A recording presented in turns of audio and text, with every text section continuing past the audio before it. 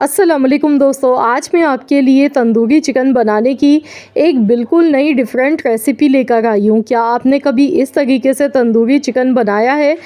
یقیناً آپ نے یہ طریقہ اگر دیکھ لیا نا تو آپ بھی اس ریسیپی کے فین ہو جائیں گے۔ بہت ہی مزیدار اور بہت ہی ڈیلیشیس یہ ریسیپی ہے۔ ایک دم مکھن کی طرح ملائم سافٹ اندر تک یہ جوسی چکن بن کے اس طریقے سے تیار ہوتا ہے۔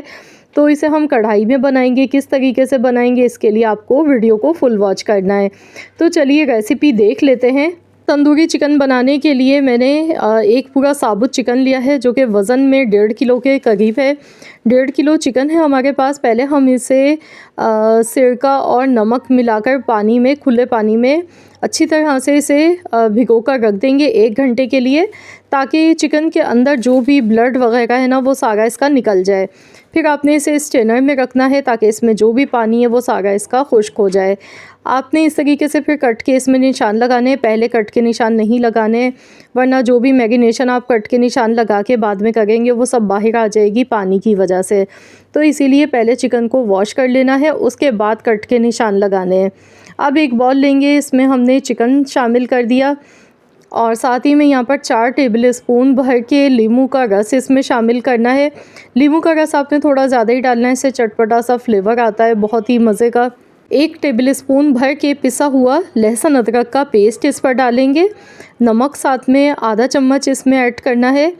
تو بس یہ 3 چیزیں پہلے ہم ایڈ کریں گے، لیموں کا رس، ادرک لہسن کا پیسٹ اور نمک۔ ان 3 چیزوں کے ساتھ چکن کو اچھی طرح سے میرینیٹ کریں گے، 15 منٹ کے لیے ہم رکھ دیں گے۔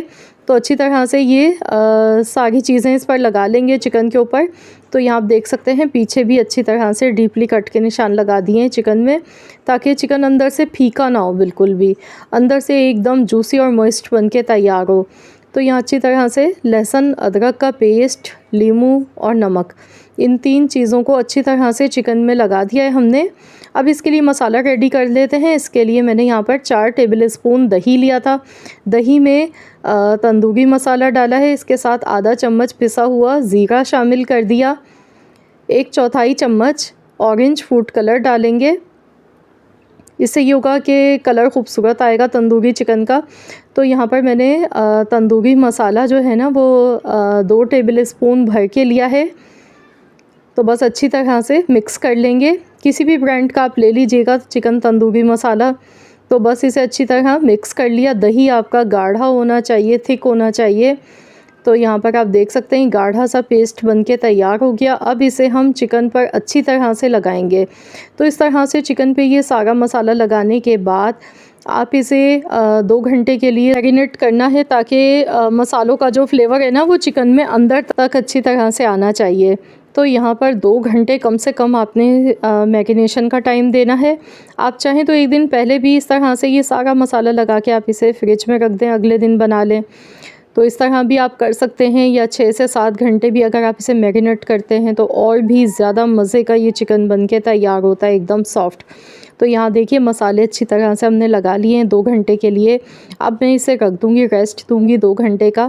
پھر ہم نے اسے اسٹیم کرنا ہے پہلے۔ تو 2 اسٹیپ ہم کریں گے تندوری چکن کو بناتے ٹائم۔ تو یہاں پر دیکھیے 2 گھنٹے ہو چکے ہیں۔ اب ہم اسے اسٹیم کریں گے۔ کڑھائی لیں گے، کڑھائی میں اسٹینڈ آپ نے پہلے رکھنا ہے کوئی بھی، اور پھر میں نے اس پر ایک پلیٹ رکھی، اس پر چکن رکھ دیا۔ اب اسے کور کر دیں گے، ہلکی آنچ پر 1 گھنٹے کے لیے پکا لیں گے۔ تو یہاں دیکھیے 1 گھنٹہ ہو چکا ہے، اور اسٹیم میں دیکھیے کتنا اچھا چکن بنا ہے۔ میں نے اس میں اسٹیم کے لیے کڑھائی میں پانی کچھ بھی نہیں ڈالا، خالی کڑھائی لی ہے، اسٹینڈ رکھا، اس پر ایک پلیٹ رکھ کے، اور اس طرح سے میں نے چکن کو اسٹیم کر لیا۔ اب ہم ایک پین لیں گے، اس میں تھوڑا سا کوکنگ آئل لیں گے، اور اب ہم چکن کو ہلکا سا فرائی کر لیں گے۔ تو یہاں پر آپ دیکھ سکتے ہیں آئل بہت کم لیا، اور چکن دیکھیے کتنا اچھا گل چکا ہے، ایک دم سافٹ۔ یہ دیکھیے گوشت ہڈی سے الگ ہو گیا ہے۔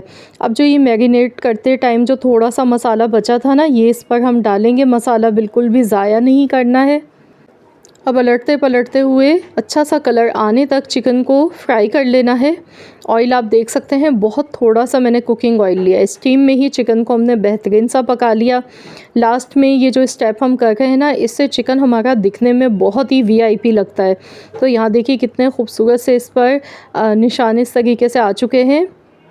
अब यहाँ पर एक स्टेप हम मज़ीद और करेंगे जो कि तंदूरी चिकन में जान डाल देता है। तो यहाँ पर हम इसमें लगाएंगे स्मोक। तो यहाँ कोयला गर्म होने के लिए मैंने रख दिया था, ऊपर से थोड़ा सा ऑयल डालेंगे, फ़ौरन से कवर कर देंगे 2 मिनट के लिए। तो यहाँ पर देखिए 1 से 2 मिनट के लिए मैंने इसे ढक्कन लगा के रख दिया है ताकि स्मोकी फ्लेवर चिकन में आ सके। बिल्कुल ऐसा फ़ील होगा जैसे आपने इसे तंदूर में बनाया है। बहुत ही ज़बरदस्त इस तरीके से ये चिकन बन के तैयार होता है। तो यहाँ देखिए मैंने डिश आउट कर लिया और जो कोयला था ना इसका, वो मैंने चिकन के सेंटर में रखा है। तो देखिए इस तरह से कितना ज़बरदस्त इसका लुक आ गया। आप इस तरह प्लेटर सजा के मेहमानों के आगे रखें या अपने घर वालों को बनाकर खिलाएं। यकीन माने कि ये चिकन की वो रेसिपी है कि जिसे खाने के बाद घर वाले आपके फ़ैन हो जाएंगे और बाज़ार से लेना भूल जाएंगे। ये इतनी मज़ेदार चिकन की रेसिपी है। तो यहाँ देखिए अभी ये बहुत ज़्यादा गर्म है, तो मैं आपको फाइनली इसकी लुक दिखा रही हूँ। एकदम मक्खन की तरह सॉफ्ट ये चिकन बना है और बिल्कुल भी अंदर देखिए ब्लड नज़र नहीं आ रहा है। अंदर तक चिकन बहुत बेहतरीन सा पक चुका है। तो आप इसे गर्मा गर्म पूरी पराठों के साथ सर्व करें। मुझे पूरी उम्मीद है कि इंशाअल्लाह ताला ये रेसिपी आप सबको ज़रूर पसंद आई होगी। वीडियो अच्छी लगी है तो लाइक ज़रूर कीजिएगा और शेयर भी कर दीजिएगा।